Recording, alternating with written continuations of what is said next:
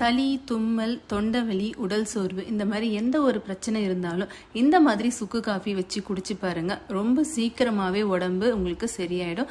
வாங்க எப்படி செய்யறதுன்னு வீடியோக்குள்ள போய் பார்க்கலாம். இதுக்கு தேவையானது தனியா, அதாவது கொத்தமல்லி விதை. இதை வந்து சின்ன கப்ல 1 கப் எடுத்திருக்கேன். ஸ்பூன்ல நீங்க மெஷர் பண்ணீங்கன்னா ஒரு 3ல இருந்து 4 ஸ்பூன் அளவுக்கு வரும். இதை எடுத்து லோ ஃப்ளேம்ல வச்சு கைவிடாம வறுத்துக்க போறோம். ஃபர்ஸ்ட் ஒரு 2 நிமிஷம் போல இது வறுத்து விட்டுக்கலாம். இது கூடவே பார்த்தீங்கன்னா ஒரு சின்ன துண்டு அளவுக்கு சுக்கு சேர்க்க போகிறேன். சுக்கும் தனியாவும் ஈக்குவலான போர்ஷனில் இருக்கிற மாதிரி பார்த்துக்கிட்டிங்கன்னா அந்த சுக்குமல்லி காஃபியோட டேஸ்ட்டு ரொம்ப நல்லா இருக்கும். இப்போ இதையும் சேர்த்துட்டு நல்லா வறுத்து விட்டுக்க போகிறேன். எல்லாமே லோ ஃப்ளேமில் வச்சுக்கோங்க. அடுத்ததாக மிளகு ஒரு 6லேருந்து 8 போல் சேர்த்துக்கலாம். மிளகு அதிகமாக சேர்க்க வேண்டாம். கூடவே ஒரே ஒரு ஏலக்காய், இது எல்லாத்தையும் சேர்த்துட்டு மீடியம் டு லோ ஃப்ளேமில் வச்சு கரிஞ்சிடாமல் பார்த்து வறுத்து எடுத்துக்கலாம். இந்த சுக்குமல்லி பொடி பார்த்தீங்கன்னா நீங்கள் மொத்தமாக அரைச்சும் ஸ்டோர் பண்ணி வச்சுக்கலாம். இல்லை இந்த மாதிரி ஃப்ரெஷ்ஷாக அப்பப்போ அரைச்சி நம்ம செய்யும் போது ரொம்ப டேஸ்ட்டாக இருக்கும். இப்போ ஒரு தட்டில் கொட்டி ஆற வச்சுக்கலாம். சுக்கு நல்லா சூடேறி இருக்கும். ஒரு சின்ன கல்லில் இதை போட்டு இடிக்கிற கல் வச்சு நல்லா இடித்து விட்டுக்கலாம். பார்த்தீங்கன்னா இந்த மாதிரி இடித்து வரும்போது இது நம்ம மிக்சியில் போட்டு அரைக்கும் போது ரொம்ப ஈஸியாக அரைஞ்சிரும். இடித்த சுக்கை இந்த மாதிரி கையில் நல்லா உதுத்ததுக்கப்புறம் நம்ம மிக்சி ஜாரில் சேர்த்து அரைக்க போகிறோம். ஃபஸ்ட்டு சுக்கு சேர்த்து நீங்கள் அரைச்சி எடுத்துகிட்டு வந்த பிறகு மீதி சாமானை சேர்த்துக்கலாம். அப்போ தான் நல்லா பவுடராக கிடைக்கும்.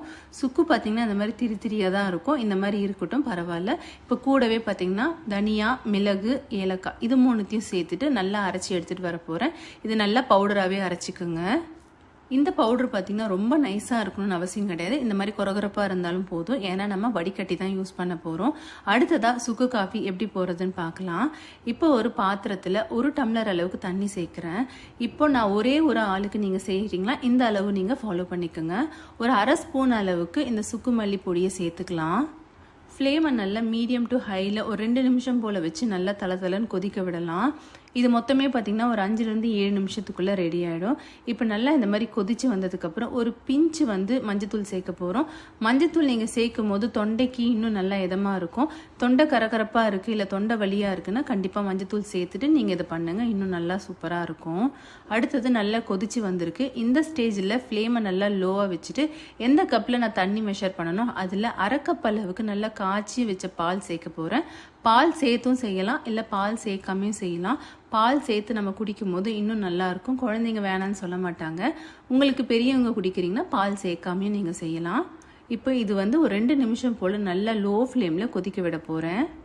அவ்வளோதான். இப்போ நல்லா கொதிச்சு வந்திருக்கு. இப்போ கேஸை ஆஃப் பண்ணிவிட்டு ஃபில்டர் பண்ணிக்க போகிறோம்.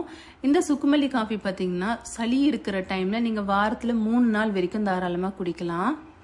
வீட்டில் இருக்கிற சின்ன பசங்களுக்குமே தாராளமாக கொடுக்கலாம். 1/2 டம்ளர் போல் குழந்தைங்களுக்கு நீங்கள் கொடுக்கலாம். இப்போ கடைசியாக வெல்லம் சேர்க்குறேன். வெல்லம், நாட்டு சர்க்கரை இல்லை கருப்பட்டி இது மாதிரி ஏதாவது சேர்த்துக்குங்க.